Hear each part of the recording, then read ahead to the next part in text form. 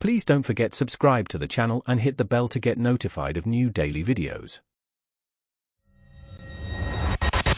The quiet hum of Loretta's old house always felt less like a home and more like a museum of forgotten sounds.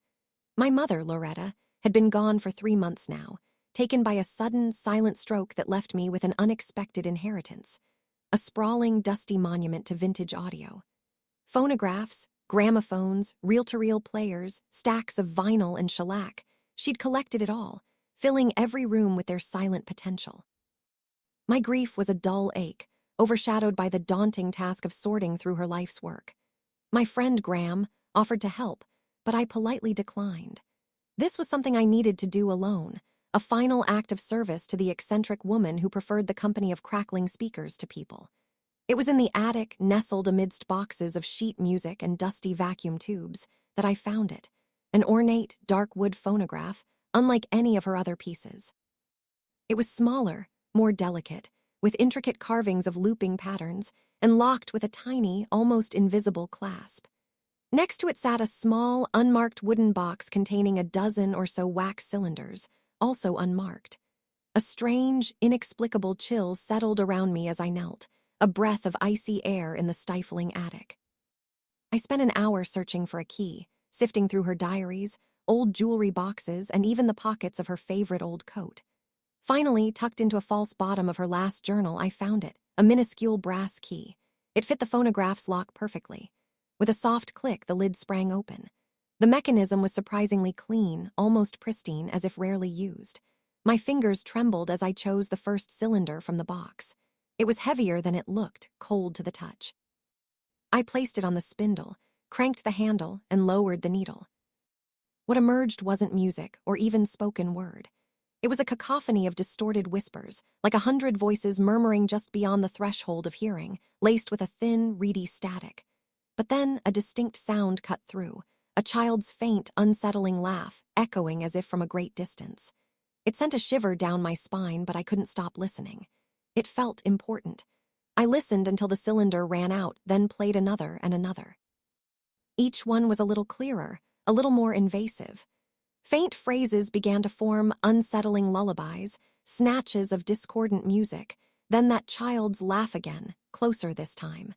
I swore I heard my own name whispered from the tinny speaker, drawing me further into the abyss.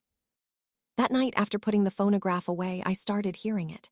Not the music, but the whispers. Faint at first, like the rustling of leaves outside an open window. Then clearer. I'd be making coffee, and I'd hear a low murmur from the living room. I'd go to investigate, and there would be nothing. It wasn't just the house. I heard them when I drove to the store, a faint undertone beneath the car radio. They were insidious, creeping into the quiet corners of my mind. And then came the lost time. I'd be focused on a cylinder, trying to decipher the maddening murmurs, and the next thing I knew, the sun would have dipped below the horizon, hours having vanished without a trace. My head would throb, my muscles would ache, and I'd feel a profound exhaustion as if I'd run a marathon. Graham called one evening, his voice laced with concern. "Sawyer, you sound off, and you missed our dinner reservation last night. I tried calling you, but you never picked up. Are you sleeping at all? You look like death warmed over." I mumbled something about grief and stress, but even as I spoke, I heard the whispers. This time they sounded like a chorus, echoing my own words. I dismissed it as sleep deprivation, a stressed mind playing tricks. But the phonograph, even when silent, felt like it was humming with an unseen energy. The room where it sat became the coldest in the house, even in the height of summer. I started talking to the whispers, pleading with them, asking if Loretta was there, if she was trying to tell me something. One afternoon, while trying to research the peculiar engravings on the phonograph, my laptop inexplicably shut down.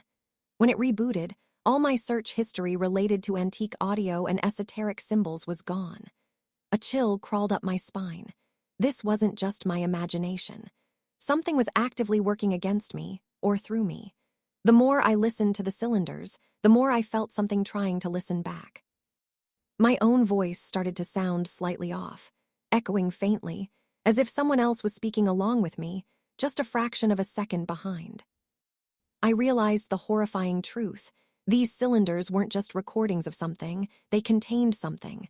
Or rather, they were something. Vessels. And my mother, Loretta, hadn't been a collector of sounds. She'd been a captor, and now I was continuing her work.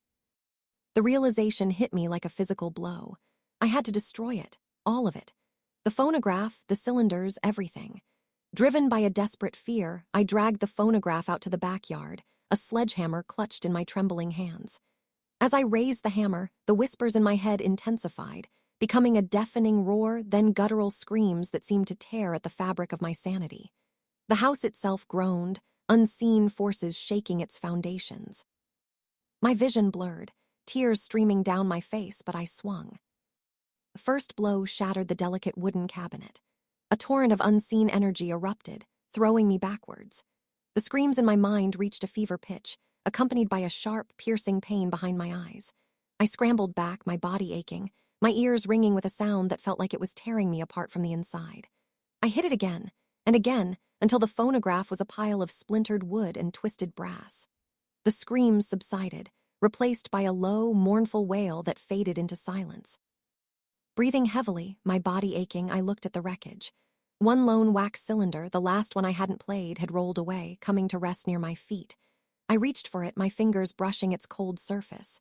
And then it spoke, not from an external speaker, but directly into my mind, clearer than any recording, in a voice that was both ancient and deeply familiar. She caught the sounds, little one. She caught the whispers. And now you listen. And now you hear. The voice was Loretta, but twisted, stretched, and full of a chilling glee. She wasn't gone, Sawyer, just elsewhere, and now so are you. The cylinder felt impossibly heavy in my hand, as if it was drawing something out of me. The voices in my head, though quieter now, haven't left.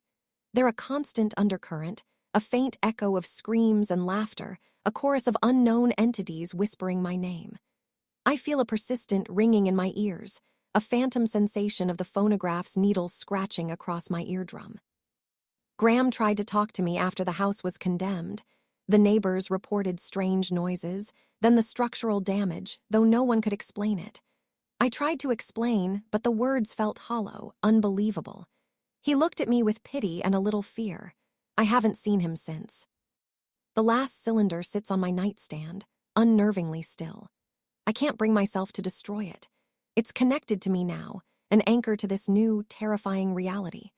I wonder if Loretta truly died that day, or if she simply became one of the echoes she so meticulously collected. And now, I worry that I'm not just haunted by her legacy, but destined to become another one of the voices trapped in the silence between the sounds. I listen, always listening, and I fear what I might hear next. My ears are always ringing now. Sometimes I wonder if it's the static from the next cylinder, waiting to be played, or just the sound of my own mind unraveling.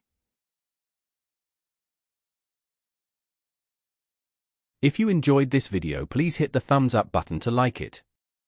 And please do subscribe to support the channel.